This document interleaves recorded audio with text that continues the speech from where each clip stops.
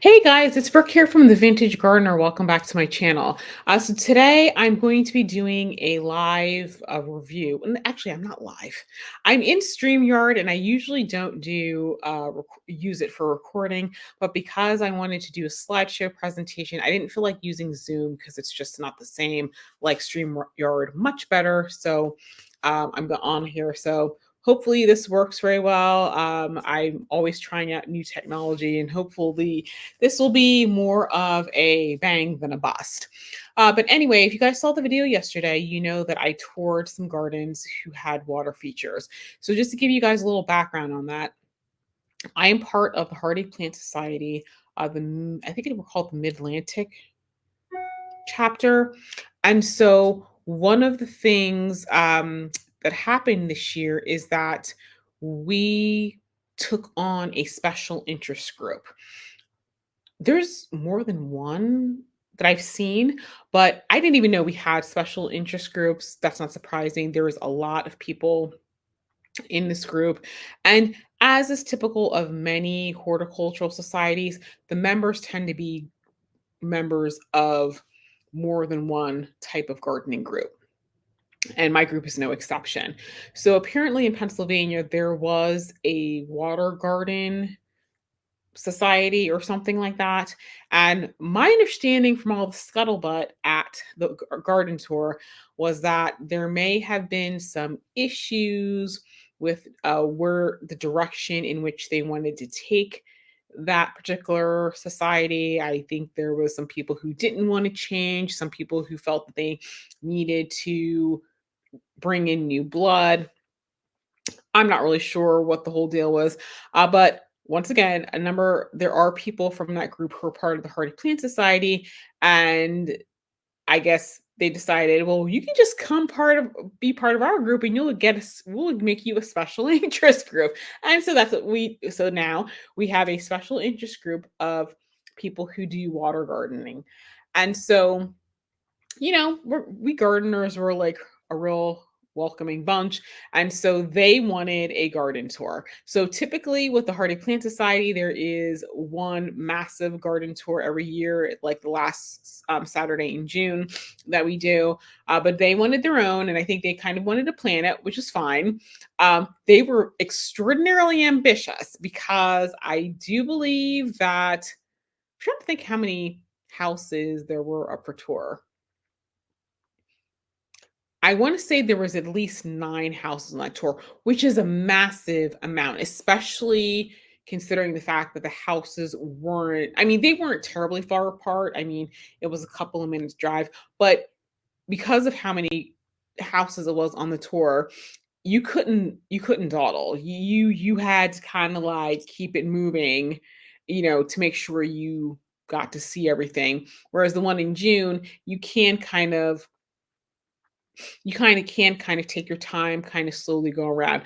This particular one, if I remember correctly, they actually had like how many minutes you should spend at that garden. And it was like, this one's 15 minutes, this one's 30, this one's 45, this one an hour and a half. And I'll be quite honest, like I was getting heart palpitations because I was like, oh my goodness. I don't know. I just felt really pressured. I mean, it was absolutely fun. And I had a great time. And I would, if they're going to do it again, and I will totally do it again. It's just, I think the next time I'll just be a little bit more chillaxed about the whole thing. But it was a lot of fun. And so I did have some takeaways from there, and I actually wrote them down so I didn't forget because it was just some things that struck me after I left that I wanted to share with you guys. So first things first, if you are somebody who doesn't have your first house, you're looking or whatnot, or maybe you're like in a condo or something and you're thinking about eventually down the road, you're gonna want a house with some land. Um, or maybe you're like me who's eventually wanting to get a farm. I would strongly recommend that you join a gardening society before you start looking for a house, because when you see like just the creativity, what people have done, it's going to change how you approach looking for a house.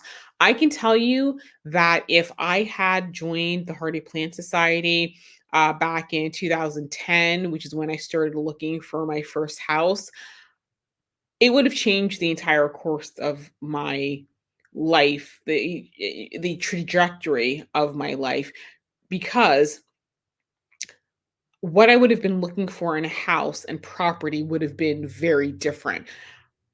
I can honestly tell you that I would not be where physically where I am today. Um, most likely I would have started off buying a house in Pennsylvania, and that's just where I would have been. Quite frankly, when I first started my career, I was actually up in um, like Trenton, which is the middle part of the state, and so I was right across from like Bucks County, like the New Hope area. Um, some places in New Jersey, in the central part, look very much like Pennsylvania. I may have ended up more up there, or like I said, or probably more likely than not in the Bucks County area. um, it would have changed what I was looking for, because point number two, which I'm going to get to, is there's no such thing as bad features in your yard. It's just lack of creativity, because I saw things that with the first house with the creeks, I can tell you that without if I hadn't done garden tours, like if I had gone to a house and that's what the backyard had looked like, I can tell you right now, I would not have purchased that house, because I would have been like, "Oh my goodness, there's a creek here. Like, what am I supposed to do with that?" Like, that to me, I just would have been like, "Forget it." Having, two creeks join up. And I think they eventually went out to the Delaware River, and like basically, needing bridges to connect to to parts of your yard. Like to me, looking at looking at that, I would have looked at that as a disadvantage rather than an outlet for creativity. Same thing with the that tall tree stump that Charles was using to grow, using as a support for his rose. I have one in my yard, and I was kind of going, "Oh my goodness, what am I supposed to do with this?" And not only did I see it uses rose trellis, I also saw sculptures. And when I actually started looking into it, there's so many things you can do with that. So I don't look at it now as, oh, that's a disadvantage. I'm just like, okay, I'm gonna work this right on in. Like when I'm finished with this, people are gonna be like, oh my goodness, I would never have thought to do that. And exactly, and that's why you do it. And the third most important thing is, dude, get some water. Like, get some water features. Like, I mean, I have a fountain, and don't get me wrong, I love my fountain. But now I'm looking at it going, well, gee, I feel like that was like little creativity on my part. I feel like I should have gone with a more a natural water feature. But get some sort of water feature, and quite frankly, I mean, I'm not entirely sure you can have too many. I don't know that you can. Maybe I'll go somewhere and I'll be like, this was one too many. But it was great. I was not really sure what to expect on that garden tour. I think I was assuming that I was going to see people with fountains and that sort of thing, and I was going to see just like a lot of decoration, like decorative fountains with kind of like, with it being the focal part of the garden. It did not occur to me that I was going to be seeing creeks and how people work that into their design, or even just like the scale of some of the ponds that they had. So it was very enjoyable. I really did. I really had a good time. And I hope they do one again. So without further ado, let me see if I can share my screen with you guys. Okay, so here we go. All right. So I'm assuming you guys can probably see me. I'm not looking at the camera, I'm looking at my screen. So I'm not going to be rude. But anyway, so let's do our review of the water garden tours. So this one is what I refer to as the three bridge house, because they had three bridges. So this is bridge number one. As you can see, it's where my cursor is. And I can't remember which side of their property. You know what? This actually, you know what? This was near the pool, and I didn't, for whatever reason, I didn't get video of the pool. But what happens is this particular bridge, their property was bisected by that creek. So I don't know if you guys can see it back here, but where my cursor is, that is the creek. Over here is one section of the yard. And then over here was another lawn section. And this was behind the pool, what had been the pool. Okay. Now, this was, I'm trying to remember where this one. Okay. So this was the second one. So let me go back to where this picture so I can kind of walk you through it. So if I remember correctly, the bridge I just showed you, I think, was this particular bridge right here. So this was the second. So there was one right here where you see, actually, let me move this out of the way. So this was the first bridge. This one is the second bridge, and that third one was this was the third bridge. Okay, so this was the second bridge right here. And there is a stink bug in here. Y'all, I'm not about to be okay. And this is the water. This is the creek. This is that second bridge that I had crossed to get over to this section, if I remember correctly. It was a while ago, and sometimes with the video, sometimes it can be kind of bad with perspective. But if I remember correctly, that second bridge brought you to this section. Oh, wait, hang on. Okay, I'm sorry, guys. I'm totally messed up here. Okay, so that second bridge brought you here because this is the opening. This is the opening to this patio area. So this bridge brought you to here, to right here. Okay, so this entire area that you see right here was a pool.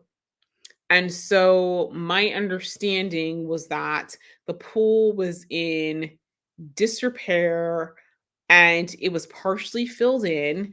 And so I think it was just a hot mess. And so the husband was telling me just how much he had to haul to get it out there. And the thing is, because of the way the property is laid out, it's not like he could drive like his craftsman cart in there. He actually had to haul the stuff out with like wheelbarrows. And I think he told me it was like 3,000 wheelbarrows to get everything out there. And he said there was gravel and rocks and there were trees and all kinds of stuff, but he got every bit of that out. And they painted the walls. They had I didn't take a picture from this end, but if you could see where the woman is standing, there's like a gas grill. So they had some utilities run out there. They put a flagstone path. And so they kind of built this, I guess this was the original pool deck right here. So they, bricked it and they put a bench and that sort of thing. And so, if he had not told me that that was a pool, it would never have occurred to me they had converted that from the pool. And of course, the kicker is they built this pergola to go over everything. So I was blown away. I mean, obviously, they did a phenomenal job. The husband did a phenomenal job. Also, as I mentioned in the video, I guess when they were digging things out, they found all these rocks, and he actually used them to basically line the creek. And so this is why it looks the way it does. He did a phenomenal job. And, I forgot how long they've been living there, but that's just been a labor of love. And in the past, I had gone to houses where I had seen pools. Some of them I could tell needed work. And of course, repairing a pool can be very, very expensive. And doing something like what they did, which was this, it would never have occurred to me to do that. And so now I look at it going, okay, well, if I find something that's got an old pool, um, I'm not even gonna stress about it at this point. I'm just like, I can do exactly what they do. I can just renovate that entire thing, turn it into a thing, put a pergola over it, and have myself a beautiful dining and entertaining space. So, and of course, if I get a creek, now listen, I'm a woman, so I don't have that man's strength, but maybe I'll find myself a husband and be like, honey, I'm gonna need you to recreate this. But this was such a great way to reuse the stones. So I loved everything about this. The only thing I would say I would change. Oh, and you know what? I don't I don't think I got a picture of the one because one of these let me see where it was. Let me go back to the first picture right here. This particular bridge right here, I don't know if you can see where I'm hoping you guys can see where my cursor is. This bridge went to this grass area. It was kind of like a peninsula in their backyard. And I thought that was the coolest thing ever.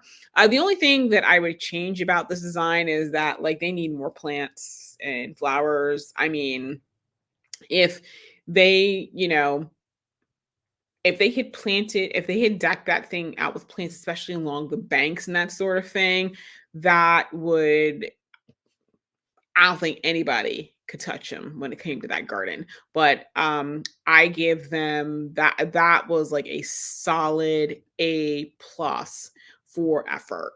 I really love that.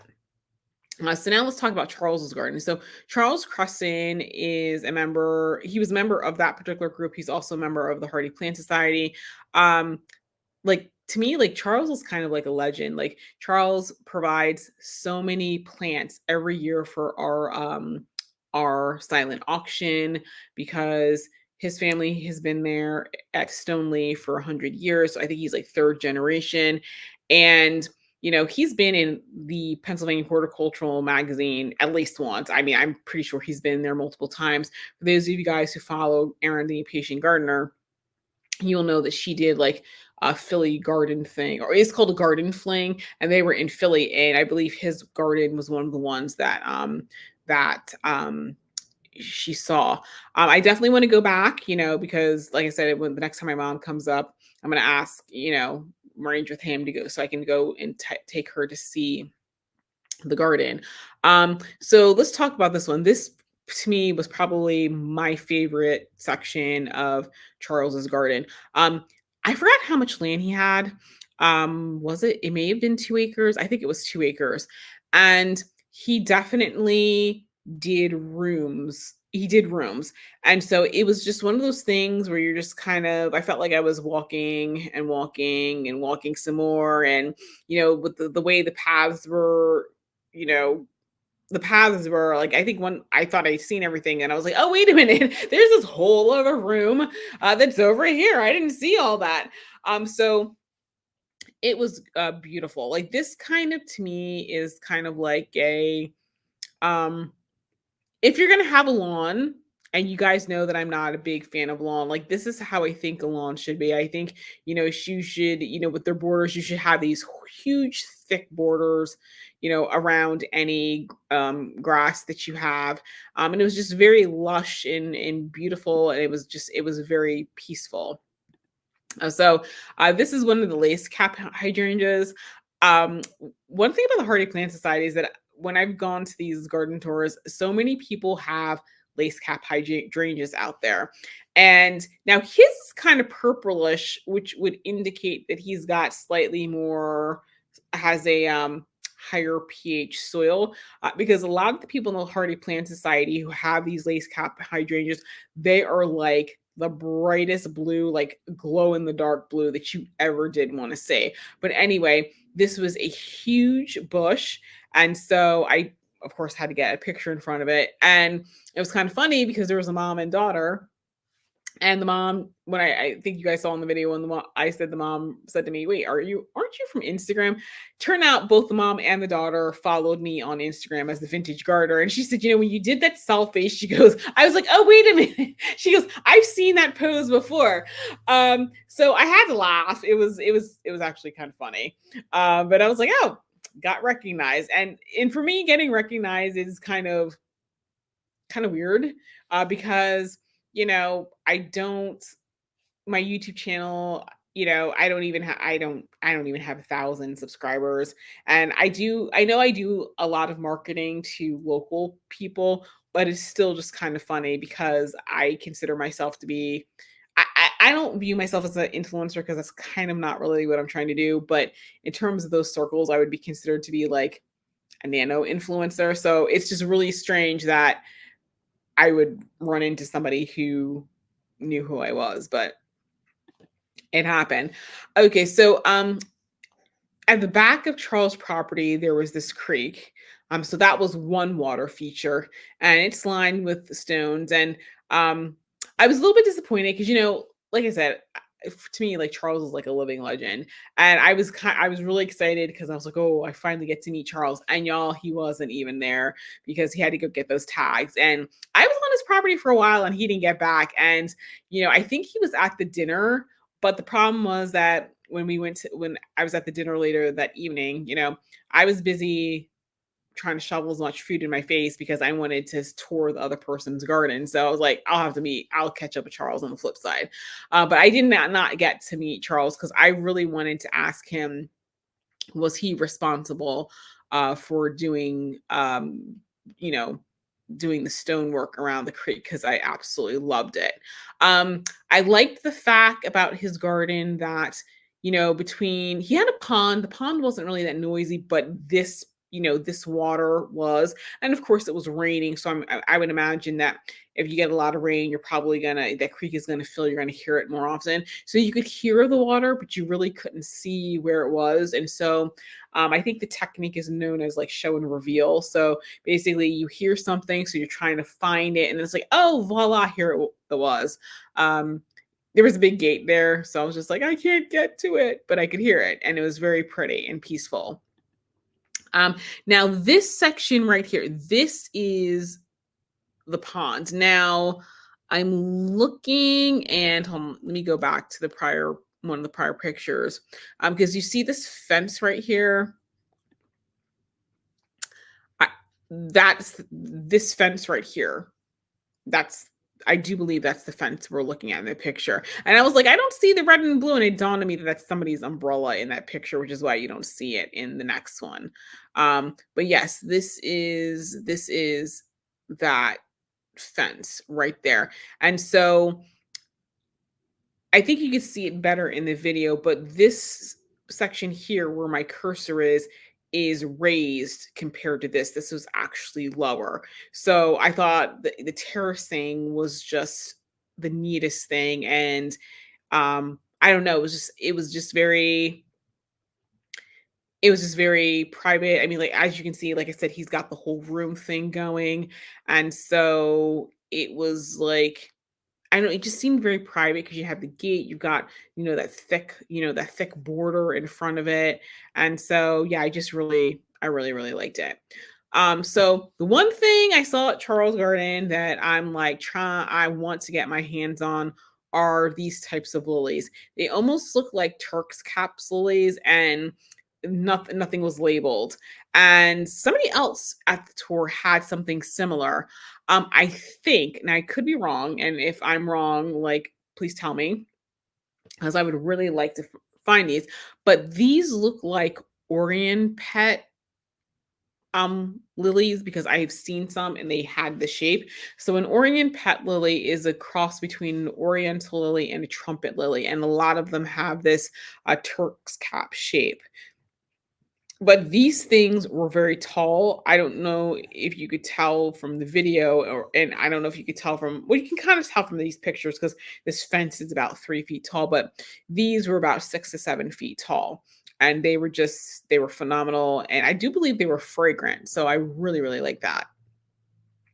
Then we went to the house with the tree stump sculptures because, like I said, I had that tall stump in my front yard. And so I didn't know what to do with them. But the thing that I did not have video of, but I had pictures of, is that they had a conservatory on the back of their house. And so this was an indoor water feature. And I thought this is what was really interesting about this house is that they did to have some outdoor water features. And quite frankly, because it was raining, I didn't walk around to see it because it was kind of slippery. But they also had indoor water features. And so this was one of them. So in the conservatory, like you can see over here, this is kind of like a hot tub. This is kind of like a pool. They've got, a waterfall and they've got it planted up. And of course, it was very humid there. And, they told me that, especially like during winter, you know, this is kind of like their cheerful green space. And I mean, I can see why. I mean, it was absolutely great. So for those of you guys who maybe have a pool close to your house and you don't know what to do with it, maybe you should enclose it and make yourself a conservatory. The other thing is that they had a pond on the other side of it, and they had this little train set, and the train was just going round and round and round and round. And so yeah, it was just very true. Like I don't know about you guys, but like when I'm indoors a lot, because of winter and I'm looking outside, it's bleak, things are snow covered, I kind of get winter blues. And if I had a space like this, off the backyard, like off the back, like my back porch or something like that, where there was greenery and all this other stuff, I think this would make it so much easier to get through those winter months. They also had a pond in their front foyer, which I thought was pretty interesting. That's not something I would do, but like I said, they really like their water features. Now, this was the fourth house, and the owner and I was so busy chatting with the owner and the other person who was there. I just managed to grab like one or two pictures. I don't even think I didn't take a lot because I was so busy chatting up. We were just having such a good time. But she just had a small pond with some goldfish, and it was really nice and cute. She has a lot of shade, so she had a lot of pachysandra and that sort of thing. So it was just peaceful, very secluded, very, very quiet. She was in a cul-de-sac, like the last house in the cul-de-sac. So it was just, very, very just very restful. You guys know me. I want more color, but it was a restful garden. And so this one house, this was actually a house that was at the end of a long cul-de-sac. And this was their now these people had more gardening. Like they had some water features like ponds, and I don't even know if I put the picture because it was like to me, it was kind of it wasn't the focal point of their garden. They had garden. So this was the vegetable garden. As you can see, everything is like big, it's lush. There are some of these there's these Orient pet lilies where I've got my cursor. And I think I took a picture of it because if you see right here next to this raised bed, their strawberries had grown out of the bed and were taking over. And I find myself in that position. But the thing about this particular house is that she has some beautiful, beautiful flowers, especially dahlias. And so I found some that I wanted to add to my list. So this one right here is called Letty, and it's like a pom pom. It's apricot, and I'm gonna try to get my actually, you know what? Let me see if I can adjust this so you guys can see more of it. There we go. I definitely am adding this one to my wish list. I looked for it, I didn't see it, but I think I could be wrong. I think this is one she's had for just a really long time. And unfortunately, that's how it is with some plants, with dahlias. They come out with new breeds. They get new, they get something, they improve something, or it doesn't sell, it's not as popular, and they just go by the wayside. But then when you go on garden tours like that, you can find some real interesting gems. Then this one is called Verone's Obsidian, and this is actually fully open. Like this is the way. Wait, is it fully open? I think this one was fully open. I think this is how it looks. It's got this real like I would say starlight, more like the cactus shape, but I don't think it has. I think these are like I forgot what the center petals are called, but I don't think it opens out into like fill in this section. This is just how it looks. That's another one, great one. I'd love to add to my collection. And then this one is a like a collarette dahlia called Moonfire, and that was a pretty one that I'd like to add. They had a really nice, like almost like European style, perennial border, and this back here in this pot right here were those were zinnias. She told me that basically she just threw the seeds in there. Actually, and she had not watered them. That was the funny thing. She had not watered them. She said it got rain, water, and that was it. And it germinated, and they were absolutely amazing. So she had, let's see, bee balm and rudbeckia. She actually did have what appeared to be like heirloom type chrysanthemum, but she didn't know what the name of it was. And oops, I forgot to take this off, guys. Sorry about that. And this, if I remember correctly, was the water feature that they had. So, like I said, it wasn't the focal point of their garden. It was just there. They had a garden proper. So last but not least, we got the garden with the handicap access.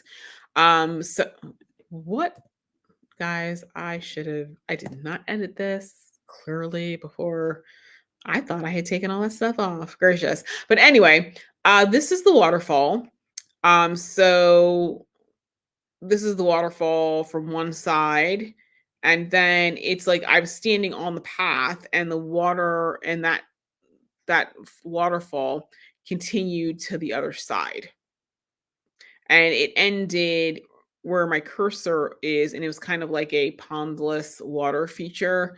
So I didn't realize, I really didn't think about like where the water was going, but couldn't see it because that property was very, it had a lot of tiers in a lot of different places, and that was something that I really loved.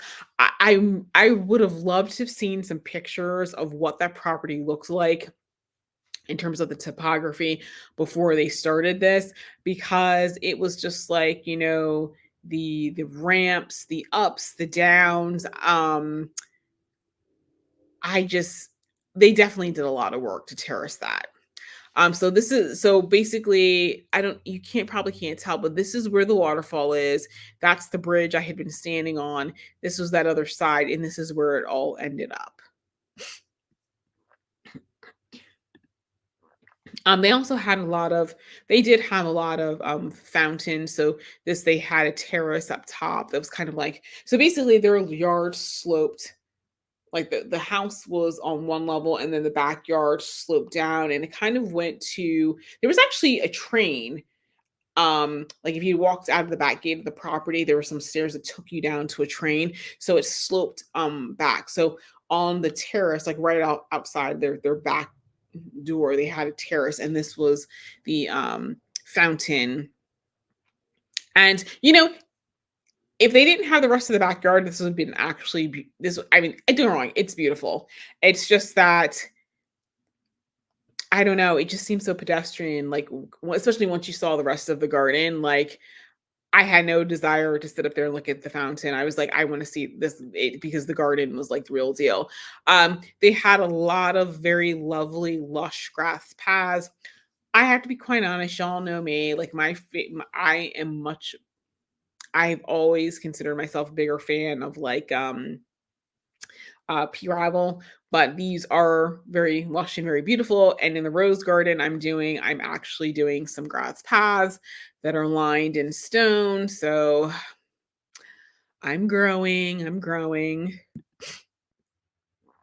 Okay, so this is the same water feature, but I think I was going back towards the house. So now it's on my left. And then when you look, this actually, I think this is a much better view of the way it looks under of the other side when you're standing on the bridge. So that was really nice. And then let's see, they had some statues like along just in the paths in random areas. That's something that I think I need to do. Not so much in the parterre garden because I think it may look kind of weird. But in the rose garden, because it has a different type of shape, I think having a couple of like stone pieces, like especially if I could find some like Four Season statues, I think that would look really, really good. So, anywho, I think that's it. Yeah, that is it, guys. So anyway, I hope you guys enjoyed that. I found it very inspiring. I definitely, like I said, there's definitely things I'm going to be doing because once again, I'm going to be using that tall tree stump to grow some climbing roses. There's a rose I'm planning to get. It's called the Fairy, the Climber. It gets really, really big, and I think it would look really cool to kind of wrap that rose around that tree. Once again, I have seen this one person who has Four Season statues, and I have his email, and I'm actually going to email and say, hey, by the way, how much are you charging for your Four Season statues? And they're concrete, so I'm sure it's going to be a lot, but I'll ask anyway. Because I would like to add some more statuary to the rose garden. And then yeah, and in terms of like those bridges, I'm telling you guys right now, when I get my farm, okay, I'm thinking that I'm probably gonna put like creek as one of those deal breaker items for me because just the thought of being able to have a bridge and now I think when I go to find my farm, I think I'm gonna look at things I'm gonna look at things in a different way. Even if something looks kind of crazy, it was like, oh, that's bisecting this, it's this and this. I'm not gonna look at it the same way. Like I said, I think in the past I would have viewed that as a disadvantage, and now I'm gonna be looking at it as, oh, like I'm going to design around you. When I get done, people are gonna be like, oh my goodness, why didn't I think of that? And I think that's the benefit of these garden tours is that it gives you so many great ideas, and you realize that things you may have thought were a problem really weren't a problem. It's just waiting. It's just a great idea that you just didn't have yet. So anyway, guys, that's it for today's video. I forgot what the next video is going to be on, but I hope you guys enjoyed it. I don't think I have any additional garden tours like that, like where I'm touring private gardens. I think I definitely have some more public garden tours that are coming up. But anyway, guys, I will see you in the next video. And I'm thinking I need to do another live. I don't know what it's going to be on. I'll make an announcement on Instagram in terms of what it's going to be. I may just give you, you know what, maybe I should give you guys a tour of what I've done thus far in the rose garden. I think you guys might like that. So I'm going to post that on Instagram and I'll create the links now so that I have them ready for Sunday. But I think that's what I'm going to do. I'm going to do a tour of my rose garden. So anyway, guys, thank you so much for watching and I will see you in the next video.